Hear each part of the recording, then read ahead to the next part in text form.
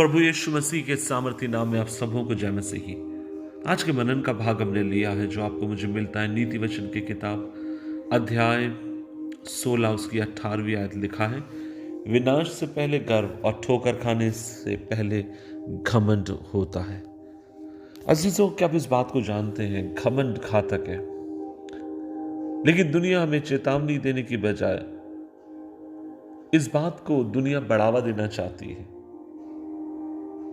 और दुनिया चाहती है कि आप और मैं घमंडी बने। क्या है घमंड? या अभिमान क्या है? सरल शब्दों में एक बात मैं कहना चाहता हूं, अभिमान ये है परमेश्वर की बजाय अपने ऊपर भरोसा रखना। अहंकार की जड़ स्वार्थ है, अपने आप को पहला रखना, यह सोचना कि मैं सबसे महत्वपूर्ण हूं, यह सोचना कि मैं सबसे ज्यादा जानता हूं, यह सोचना कि मेरे से और कोई बेहतर नहीं, यह सोचना कि मैं सबसे बेस्ट हूं। मैं सकारात्मक तरीके से सोचने की बात नहीं कर रहा हूं, लेकिन जब आप नकारात्मक तरीके से अपना कंपेयर दूसरों के साथ करते हैं और हमेशा आप अपने बारे में उत्तम बातों को कहते हैं, अपने अगुवाईपन के बारे में, तुमने मुझे देखा है, मैं इस तरीके से हूं, मैं कभी गलती नहीं करता, मैं और मैं आपसे कहना चाहता हूं, वास्तव में पता है ये क्या है? ये अहंकार है। और अजीज, मैं आपसे कहना चाहता हूं कि अभी अहंकार आपको परमेश्वर के मार्ग पर चलने की बजाय आपको अपने मार्गों पर चलने के लिए प्रेरित करेगा।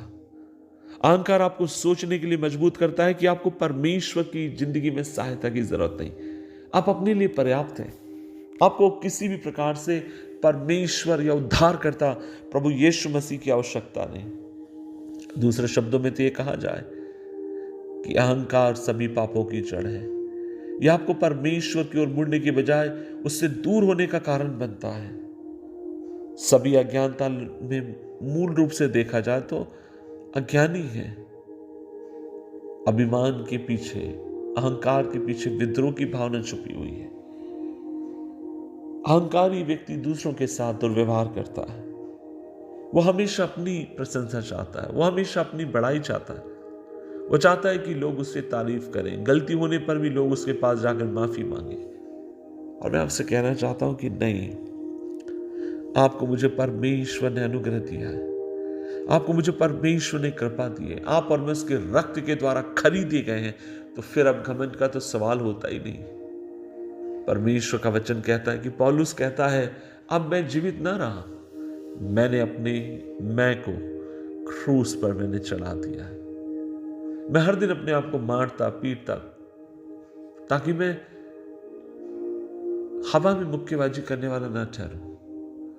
कहने का मतलब यह है, आपको मुझे परमेश्वर के अनुग्रह में रहते हुए अपने अहंकार के ऊपर जय पाने की जरूरत है, क्योंकि परमेश्वर का वचन कहता है कि वह अभिमानियों का विरोध करता है, लेकिन नम्र लोगों पर वह अनुग्रह करता है। आज मैं आपसे कहना चाहता हूं, प्रभु से आप अनुग्रह मांगिए, वो आपको दीन करे, नम्र करे। जो कुछ आपके पास है वो परमेश्वर का दिया हुआ है, जो कुछ आपके हाथ में वो खुदा की ओर से आपको मिला हुआ है। तो फिर आपको घमंड किस बात का? क्या आपको घर के ऊपर घमंड है? क्या अपने बच्चों के ऊपर आपको घमंड है? क्या अपने काम के ऊपर आपको अहंकार है? और मैं आपसे कहना चाहता हूं, मेरे भाई मेरी बहन, जिसकी भी किसी भी क्षेत्र में तू उन्नत क्यों ना हो, अपने आप को दीन और नम्र बना के रख। तेरा परमेश्वर उचित समय में तेरी जिंदगी में अपने काम को करने वाला है।